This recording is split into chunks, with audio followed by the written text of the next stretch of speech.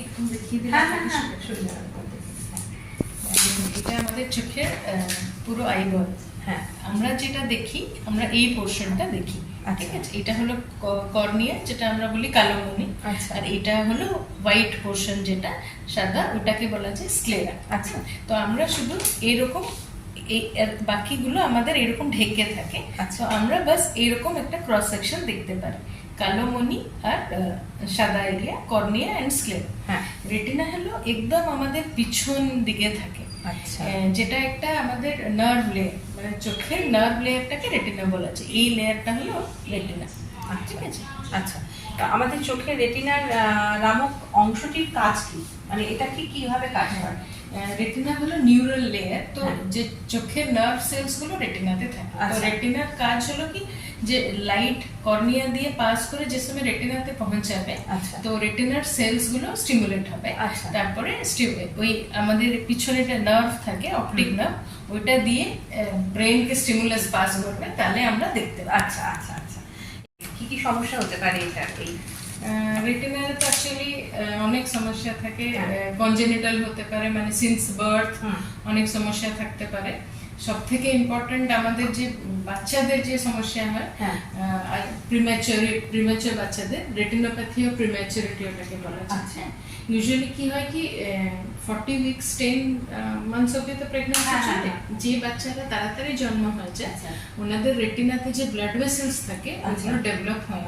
তো কারণ মা পেটের এনভায়রনমেন্ট আর বাইরের এনভায়রনমেন্ট আলাদা। সাপোজ একজন 30 উইকসে বর্ন হয়ে গেল, তাহলে কি হয় কি, মানে অনেক চান্সেস থাকে কি জন্ম হবার পরে ওর ব্লাড ভেসেলস আর গ্রো করবে না, ওরকম থেকে যাবে। তো এটাকে বলা যায় রেটিনোপ্যাথি অফ প্রিম্যাচুরিটি। আচ্ছা, যেটা কি খুব বেশি ইম্পর্টেন্ট এই জন্য, কারণ এটা টোটালি ট্রিটেবল ডিজিজ। যদি আমরা এই বিষয়ে জানি, আমাদের আইডিয়া আছে কি হ্যাঁ একটা বাচ্চা প্রিম্যাচুর বর্ন হয়েছে, তো ওকে নিশ্চয়ই চেক আপ করানো দরকার, তাহলে ওটা ডায়াগনোজ আরামে করা যাবে। কারণ বাচ্চা তো আর বলতে পারবে না, তো ওটা ডায়াগনোজ করা যাবে। আর টাইমলি যদি আমরা লেজার করি, তাহলে ওটা 100% কিউরেবল। আর যদি আমরা ওটাকে ট্রিট না করলাম within certain periods, suppose mainly within 1 month of birth, তাহলে it can lead to total blindness.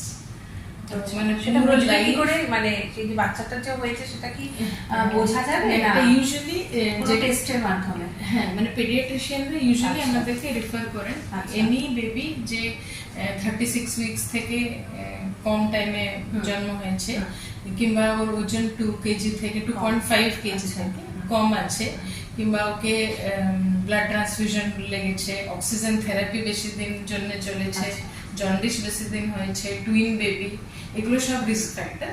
তো এই বেবিগুলোকে আমরা within 30 days of birth should screen for ROP. ওটা না দেখলে বোঝা যাবে না। তো আমরা ওনাদের রেটিনাকে দেখি। আচ্ছা, আর তারপর হলো কি, মানে আমি এর থেকে বলছি, তো আরেকটা হলো বাচ্চাদের রেটিনোব্লাস্টোমা। মানে ওটাতে না ইউজুয়ালি প্যারেন্টসরা জানতে পারে না। অনেক সময় কিছু অনেকদিন পরে ওরা দেখে কি হঠাৎ করে চোখের কালো মনির ভিতরে একটা সাদা পাড় দেখা যাচ্ছে, তো ওরা ভাবে কি ওটা হয়তো ছানি পড়েছে, কিন্তু অ্যাকচুয়ালি ওটা একটা রেটিনার টিউমার হতে পারে, retinoblastoma, which may be life threatening. তো ওই জন্য যদি বাচ্চা দেখছেন কি কালো মনির মাঝখানটা হোয়াইট দেখা যাচ্ছে, তাহলে ইমিডিয়েটলি ওটা দেখানো হবে। এটা কি শুধু বাচ্চাদের ক্ষেত্রেই হয় না, বড়দের ক্ষেত্রেও হতে পারে? ওটা বাচ্চাদেরই। তারপরে এজ সঙ্গে, যেরকম আমাদের এটা একদম ছোট বাচ্চাদের হলো, তারপরে বড় বাচ্চা ধীরে ধীরে বাচ্চা বড় হলে যদি ওর মায়োপিয়া হলো, মাইনাস পাওয়ারে কি হয় কি, ইউজুয়ালি চোখটা লম্বা থাকে। যেরকম আমরা ধরো একটা বেলুনকে বেশি ফুলাই, তো ওটা স্ট্রেচ হয়ে কোথায় কোথায় ফুটো হয়ে যায়, এক্স্যাক্টলি ওরকম যদি আইবলটা খুব বেশি লম্বা হয়ে গেল, তো স্ট্রেচ হয়ে ফুটো হবার চান্সেস থাকে। তো ওই জন্য কি হয় কি, মায়োপিক যে পেশেন্টদের রেটিনাতে হোল হওয়ার চান্সেস থাকে। তো হোল হলে কি হয় কি, ওই ফ্লুইডটা ফুটো দিয়ে চলে আসে, রেটিনাল ডিটাচমেন্ট হয়, পুরো ভিশন যেতে পারে। তো ইউজুয়ালি ওই জন্য যে বাচ্চারা মায়োপিক, যাদের মাইনাস পাওয়ার আছে, ওনাদেরকে এভরি ইয়ারলি কিছু অসুবিধা না হলেও রেটিনা চেক আপ মাস্ট। যদি আমরা দেখছি কোথায় একটা ফুটো হচ্ছে কি রেটিনা থিনিং হচ্ছে, তাহলে ওর চারিদিকে আমরা বাঁধের মতন একটা লেজার করে দিই, যার দ্বারা কি রেটিনাল ডিটাচমেন্ট হবার আর চান্সেস থাকে না, এটা প্রিভেনশন। তারপরে এক্ষুনি যে মেন আমাদের রেটিনা প্রবলেম আছে, ওটা হলো ডায়াবেটিক রেটিনোপ্যাথি। বিকজ ইন্ডিয়া তো পুরো ডায়াবেটিস ক্যাপিটাল না, তো এমনি মানে আপনি যদি 4টে পেশেন্ট আমরা দেখছি তার ভিতরে 3 জন ডায়াবেটিক। তো ডায়াবেটিক রেটিনোপ্যাথি এখনই মেইন বার্ডেন। আর ওটাও একটা জিনিস যেটার সব থেকে ইম্পর্টেন্স হলো আর্লি ডিটেকশন। ইউজুয়ালি আমরা বলি কি ডায়াবেটিস হবার 5 ইয়ার্স পরেই রেটিনা এফেক্ট হয়, কিন্তু অ্যাকচুয়ালি আমরা তো জানি না আমাদের ডায়াবেটিস কবে থেকে আছে। একটা লম্বা লেটেন্ট পিরিয়ড থাকে, মানে যে সময় আমার ডায়াবেটিস ডায়াগনোসিস হয়েছে হয়তো তার 2-3 বছর আগে থেকেই আছে। তো এই জন্য ডায়াবেটিস ডিটেক্ট হলেই একবার সঙ্গে সঙ্গে আই স্ক্রিন করিয়ে নেওয়া দরকার। আর ডায়াবেটিক রেটিনোপ্যাথি একটা মেইন প্রবলেম। আর একটা হলো এজ রিলেটেড ম্যাকুলার ডিজেনারেশন, যেটা আমাদের চোখের সেন্টার, রেটিনার যেটা সেন্টার, যেখানে ব্লিডিং হয়, ফ্লুইড চলে যায়।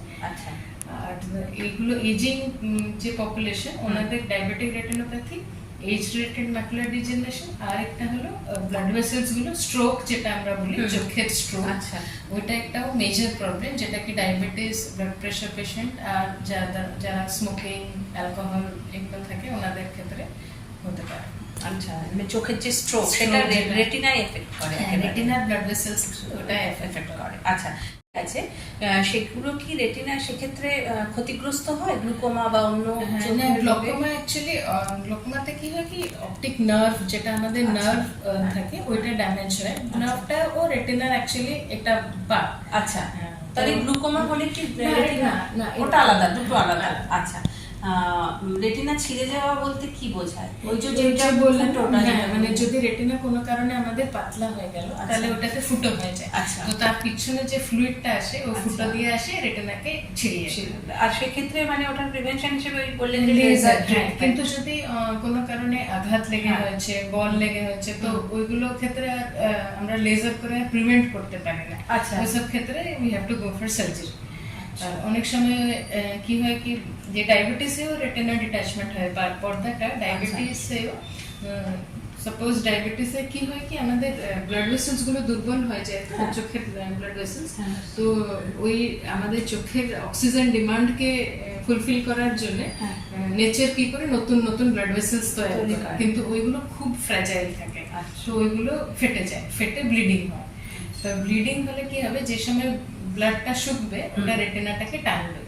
তো রেটিনাটাকে টানেও ও ফুটো করে যেতে পারে আর পর্দা ছেড়ে যেতে পারে।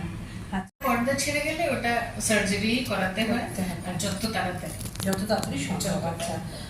সব ক্ষেত্রে অস্ত্রোপচার ছাড়া কি মানে অন্য কোনো ট্রিটমেন্ট নেই, যে এগুলো ছাড়া মানে রেটিনাল ডিটাচমেন্টে না আর কোনো ট্রিটমেন্ট? রেটিনাল ডিটাচমেন্টে যেতেই হবে, মানে একদম লোকালাইজড, একদম ছোট্ট জায়গায় হয়েছে ওই জায়গায় আমরা হয়তো যে বললাম লেজার করে কিংবা ক্রায়ো বলে একটা মেশিন থাকে, ক্রায়ো দিয়ে করতে পারে যদি একদম লোকালাইজড ছোট্ট এরিয়াতে হয়েছে সমস্যা। রেটিনার সমস্যাগুলো হলে কি কি উপসর্গ, মানে কি কি বুঝবে যে আমার রেটিনার সমস্যা হচ্ছে? অনেকগুলো মেইনলি ডায়াবেটিক রেটিনোপ্যাথির যত অবধি আমাদের রেটিনার সেন্টার ইনভলভ হয়নি কিচ্ছু অসুবিধা হয়। মানে পুরো নর্মাল ভিশন থাকবে। তো ওই জন্য আমরা বলি কি অ্যাটলিস্ট 6 মান্থলি কিংবা ইয়ারলি রুটিন চেকআপ মাস্ট। মানে কারণ যদি আমাদের চোখের সব এরিয়াগুলো এফেক্ট হয়ে গেছে কিন্তু সেন্টারটা ভালো আছে, তাহলে ভিশন পুরো নরমাল থাকবে, তো আমরা বুঝতেই পারবো না কোনো অসুবিধা হচ্ছে। তো ওই জন্য 6 মাস অন্তর একবার যাদের ডায়াবেটিস আছে সেক্ষেত্রে 6 মাস অন্তর। আর রেটিনাতে ইউজুয়ালি যদি সেন্টারে জল জমলো তাহলে কি হয় কি মানে কোথায় আমরা যে সময় দেখি মাঝখানে একটা কালো ছায়ার মতন দেখা যাবে। মানে আপনাকে সাপোজ আমি দেখছি, আমাকে সাইড গুলো ক্লিয়ার দেখা যাবে কিন্তু আপনার মুখের সামনে একটা কালো ছায়া, মানে যিনি দেখছেন যার নষ্ট হয়ে যায় চিনি সেটা দেখবেন। মানে এরকম যদি হয় অনেকে তাড়াতাড়ি আসতে হবে। যদি আপনার কি লাগছে কি কোথায় একটা কালো ছায়ার মতন আমাকে দেখা যাচ্ছে, কিংবা অনেকগুলো মাছি উড়ার মতন চোখের সামনে যাচ্ছে, ব্লিডিং হলে চোখের ভিতরে যদি ব্লিডিং হয় রেটিনাতে লাগে যেরকম ছোট ছোট মাছি অনেকগুলো উঠছে, কিংবা বারবার একটা লাইট পাস করছে বিদ্যুৎ মতন, যদি ফ্ল্যাশ অফ লাইট বারবার পাস করছে মানে ওটা রেটিনাকে টানছে, ওটা পুল যদি হয় তো ওটা একটা সাইন কি রেটিনাল ডিটাচমেন্ট হতে পারে। তো যদি আমাদের ফ্লোটার্স হলো কিংবা ফ্ল্যাশেস হলো কিংবা কোনো কালো ছায়ার মতন দেখা গেল কিংবা কোনো সোজা লাইনটাকে যদি আমরা দেখছি ওটা আঁকা বাঁকা দেখা যাচ্ছে, যেরকম আমরা গ্রিলটা একটা মানে দেখছি তো এটা এরকম লাগছে। আচ্ছা, তো এগুলো সব সাইন কি রেটিনা এফেক্টেড হচ্ছে। আচ্ছা আচ্ছা, রেটিনা অসুখ চোখে রেটিনা চিকিৎসার পরিকাঠামো কেমন, মানে এখানে ইনফ্রাস্ট্রাকচার কেমন? পশ্চিমবঙ্গে মানে আমি তো আমি বলছি হ্যাঁ। আমি 2 years হয়েছে দুর্গাপুর এসেছি। আচ্ছা। But I am really happy to work here. আমি আর কোথায় তো অত বেশি কাজ করিনি, বাট এখানে আমাদের সবকিছু ইনস্ট্রুমেন্ট আছে। আচ্ছা। মানে যে নর্মাল তো রুটিন টেস্টের জন্য যেগুলো দরকার থাকে আছে, তাছাড়া যে ওসিটি স্ক্যান বললাম, অ্যাঞ্জিওগ্রাফ যেটা ব্লাড ভেসেলস নতুন হয়েছে কিনা ওটা দেখার জন্য everything is available in Durgapur. আচ্ছা, তো মানে এমনি কোনো চিন্তা নেই কি ওটার জন্য বাইরে যেতে হবে। ওয়েস্ট বেঙ্গলে মানে ক্যালকাটাতে তো আছেই অনেকগুলো, কিন্তু দুর্গাপুরেই অলসো এখানে মানে এখানে অনেক কমপ্লিকেটেড, এখানে ক্যালকাটাতে সব জায়গায় আমাদের যে চক্ষু চিকিৎসালয়গুলো আছে সব জায়গায় কমপ্লিকেটেড রেটিনাল সার্জারিও করা যায়। আচ্ছা, মানে অসুবিধা না। আচ্ছা, মানে কতটা মানে এখানে যে মানে একেবারে অত্যাধুনিক যন্ত্র আছে এটা বলা যেতে পারে, তাই তো? যে মানে যে রেটিনার সমস্যা আমাদের normal vision test for each and every পেশেন্টকে ডাইলেট করে আমরা রেটিনা দেখি, ড্রপ দিয়ে কিছু সময় বসতে হয়। ওইটাতে কালো মনি একটু